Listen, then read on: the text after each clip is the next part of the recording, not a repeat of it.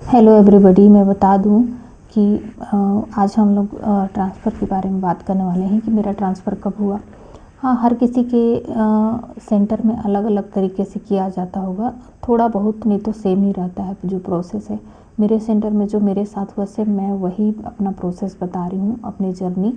तो जब मेरा पिकअप हुआ तो उसी दिन मुझे डिस्चार्ज कर दिया गया कि आप जा सकती हैं घर। हल्का-हल्का पेट में दर्द तो हो रहा था क्योंकि मुझे सर्जरी भी था, लेकिन उन्होंने बोला कि कोई दिक्कत नहीं है, आप घर आसानी से जा सकती हैं। तो मैं बता दूं कि हम लोग का मेरे घर से 200 किलोमीटर था मेरा जो सेंटर था। फिर हम लोग शाम के टाइम बस पकड़ के आ गए घर। थोड़ा थोड़ा हल्का हल्का पेन तो होता रहा मुझे, लेकिन कोई नहीं, उतना तो मुझे बर्दाश्त हो ही जा रहा था। फिर वापस आने के बाद उन्होंने मुझे बोला था कि आप 15 डेज़ के बाद एक बार फिर से यहाँ पे आएंगे वापस। तो मैं वैसे ही किया, मैंने जैसे जैसे उन्होंने बताया था, जैसे जैसे उन्होंने मुझे गाइडलाइंस दिया हम लोगों ने फॉलो करते गया। तो 15 दिन के बाद जब मैं फिर से आई तो मुझे कोई इंजेक्शन वगैरह दिया गया और टेबलेट, तो वो मैं लेके आ गई। फिर मुझे बोला गया कि नेक्स्ट कब आना है हम आपको बता देंगे। तो फिर मैंने वो दवाइयाँ वगैरह ले ली। फिर इसके बाद मैं दवाइयाँ लेती रही तो मेरा पीरियड मिस हो गया। मतलब जिस डेट में मेरा पीरियड आने वाला था उस डेट को नहीं आया। तो मैं तो काफ़ी घबरा गई कि ये क्या हो रहा है मेरे साथ, मेरे पीरियड्स क्यों नहीं आ रहे हैं। तो मैंने वहाँ पे कॉल किया तो मैंने बताया। तो उन्होंने बताया कि आगे आपके ट्रांसफ़र होने वाले हैं। तो मैंने बोला हाँ, ट्रांसफ़र तो होने वाले हैं। तो बोला हाँ, तो इस महीने आपकी नहीं आएगी पीरियड, फिर आपको जब भी बुलाया जाएगा आपको आना होगा। तो मुझे एग्जैक्ट याद नहीं आ रहा है कि मुझे कब बुलाया गया। शायद 15 दिन के बाद बुलाया था। फिर इसके बाद फिर 15 दिन के बाद ही शायद में भी उन्होंने मुझे बुलाया। तो ये मेरी जो लाइनिंग थी ना, उसको चेक करना था कि एंडोमेट्रियम की लाइनिंग कितनी है। जब आपका ट्रांसफ़र होने वाला रहता है ना, तो एंडोमेट्रियम की लाइन थिकनेस चेक की जाती है कि कितनी थिकनेस, एक मिनिमम मैक्सिमम बीच का जो थिकनेस होता है जिसमें ट्रांसफ़र करने के बाद बच्चा चिपकने का चांस ज़्यादा होता है, तो वो थिकनेस वहाँ पे बनाई जाती है एंडोमेट्रियम की, तो दवाइयों के द्वारा। तो वही चेक वगैरह करने के बाद उन्होंने बताया कि आप इस डेट को इस दिन पे आइए, आपका ट्रांसफ़र होगा उस दिन। और बता दिया था कि आपको शायद खाली पेट आना है या कैसे करके आना है, इतना मुझे याद नहीं आ रहा है। तो फिर हम लोगों ने सुबह से हम लोग आ गए थे। हम लोगों की जो बस है वो अर्ली मॉर्निंग पहुंचा देती है, समथिंग 5 बजे। तो हम लोग पहुंच गए थे। फिर 10-11 बजे हमारा प्रोसेस स्टार्ट हो गया, जो भी मतलब इंजेक्शन दवाइयाँ लगना रहता है उस दिन। तो हम लोगों ने विज़िट किया अपना हॉस्पिटल। फिर मुझे एडमिट कर लिया गया और जो भी फ्लूइड वगैरह देना रहता, कोई मेडिसिन रहता है, मुझे नाम याद नहीं है, तो वो लग रहा था मुझे। फिर लगने के बाद फिर इसके बाद फिर हम लोग को अंदर ले गए। एक के बाद एक, मतलब बहुत सारे फीमेल थी, उनका भी ट्रांसफ़र था।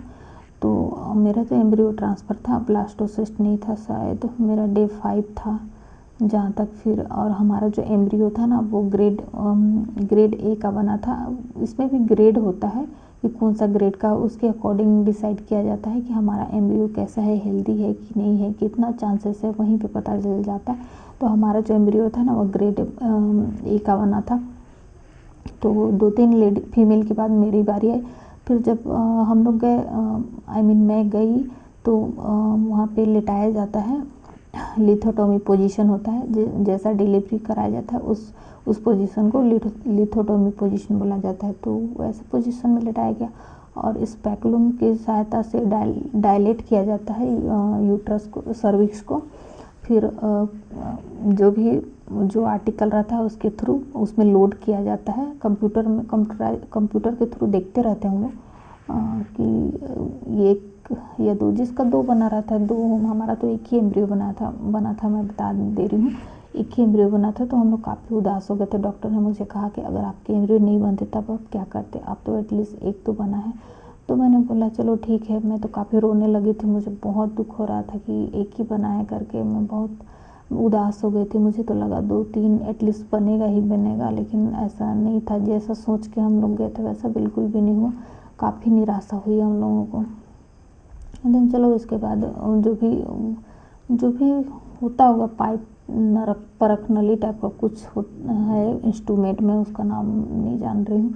उसमें लोड करने के बाद फिर कंप्यूटर मतलब अल्ट्रासाउंड से ऐसे हम लोग देखते रहते हैं, ऑब्जर्व करते रहते हैं और वहाँ पे इंसर्ट किया जाता है, वहाँ पे छोड़ते हैं। फिर वो मतलब फैलोपियन ट्यूब में ले जाकर छोड़ते हैं। शायद एम्ब्रियो जो खुद से आकर एंडोमेट्रियम लेयर से आके ना खुद से ही चिपकता है, उसमें कोई चिपकाने उपकाने का कोई रोल ऐसे आर्टिफिशियल मतलब कृत्रिम रूप से ऐसा नहीं होता है।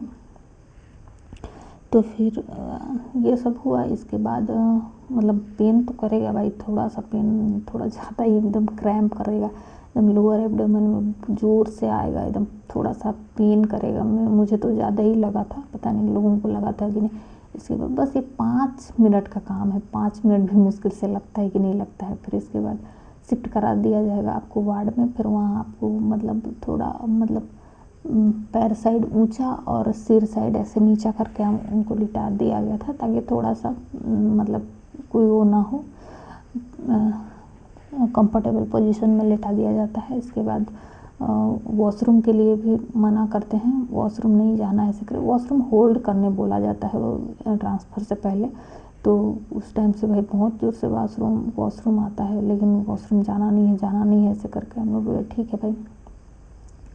फिर ट्रांसफ़र के बाद तो बहुत ज़ोर से वॉशरूम आया, लेकिन मना करते हैं नहीं जाना है। हल्की ब्लीडिंग आ जाती है, क्योंकि तो यूट्रस में थोड़ा सा वो होता है ना, मतलब डाला जाता है एम्ब्रियो को, तो हल्का स्पॉटिंग सा आता है उस टाइम पे।